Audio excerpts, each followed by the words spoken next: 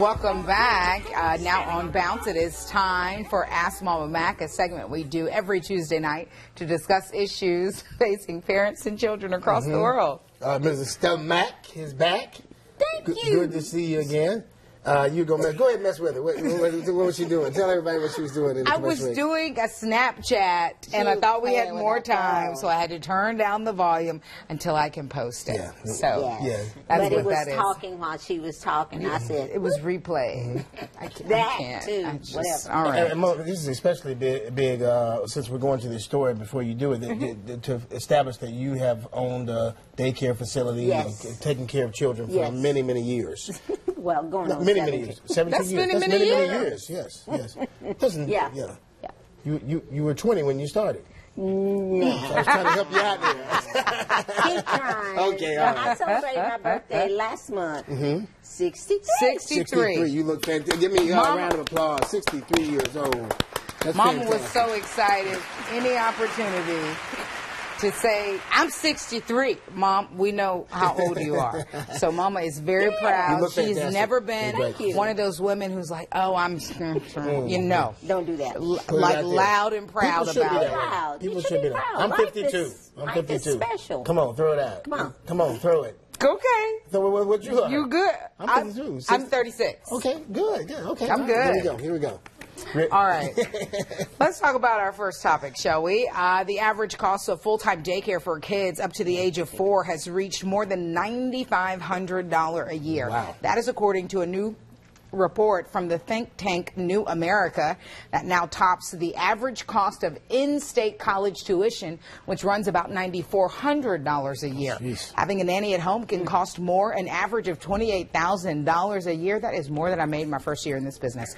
Mama Mack, although this report is alarming, do you think it shows our country, puts a high value on early childhood care?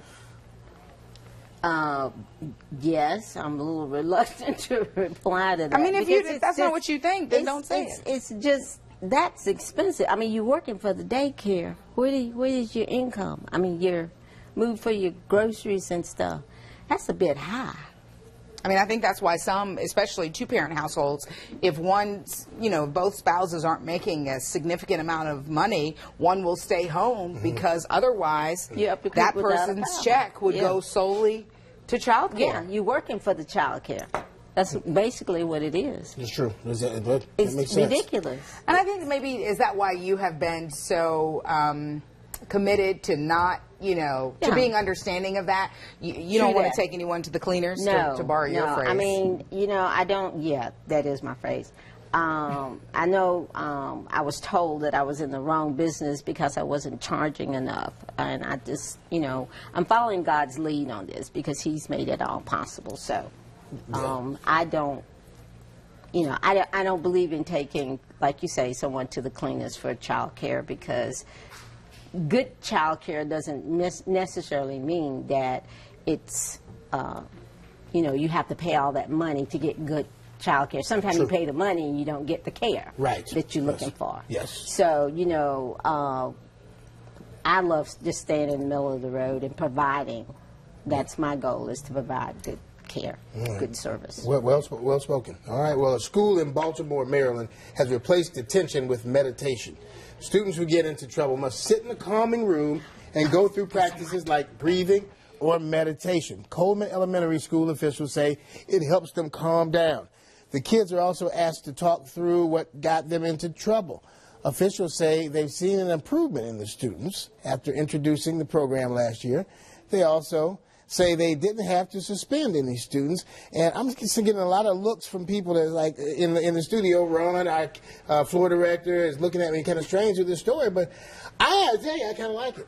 You like Mama that? Mack, I like Don't it. put them in detention. Have them meditate. Meditate and think about what they did wrong and make them talk about it. Let me tell you, I like it. It is a sense of calming, because I don't want to say that it is yoga, but it does have the same response. The reactions to it, as far as you do when you're doing yoga. And I do yoga every morning, and that jump starts my day. It calms me, it relaxes me, the stretches and all that, just get the body going. Right. You know, and that's what I need to take care of those little ones. Yeah, I can imagine you do. Yes. Brigitte, you don't seem like you agree with this. I mean, I think in some cases it could be helpful, But not in every. I don't know. I mean, do you think Well, the what kid would who's you been rather do? acting up is going to sit down long enough to breathe? Well, if I mean, you give you know. him an alternative, we Okay, can go that's call true, your that's parent, true. have them come get you. That's true. And you will Or be, yes. you can try and calm yourself down. Right. So That's you true. can return to class. Yes. I think it's positive reinforcement. I actually like that. I rather think than it- I negative think it- reinforcement and put yeah. them in detention, because I think that just makes them act even worse. I mean, really. They don't feel like they're getting the No. attention. No, I like especially it. I a like it. little person that can't, you know. Yeah. I can't wait to hear Ron's take on it. Ron, what are you Yeah, thinking? He looks like he's fired up about this. He Oh, said he you can need use it. it. He can use it. You need the meditation.